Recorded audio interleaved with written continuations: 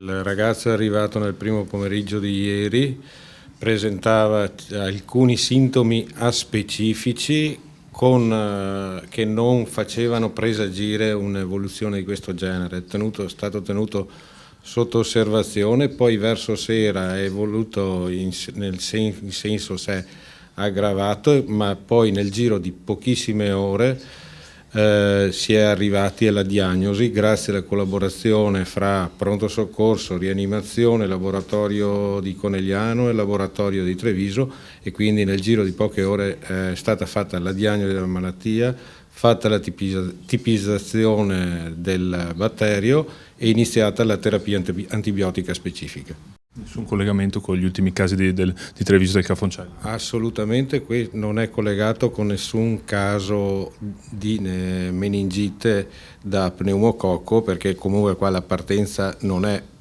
da contagio ma è una partenza interna. Noi abbiamo una casistica ordinaria in termini numerici, ci sono circa 200 casi di meningite in Italia ogni anno da meningococco, che è quella che ci preoccupa di più dal punto di vista della sanità pubblica, circa 1500 complessivi, quindi dobbiamo mettere in conto che ogni giorno registriamo ogni 2 giorni un caso da meningococco e ogni giorno 5 casi di meningite complessive in Italia. La nostra regione, che rappresenta circa 1/12 della popolazione nazionale, si fa presto a fare il conto che la casistica non è inesistente. Ci dobbiamo abituare, tuttavia il Veneto in questo momento ha una casistica ordinaria, anche grazie alle impegnative e importanti campagne di vaccinazione che abbiamo fatto negli anni trascorsi e che stiamo ancora facendo con grande impegno.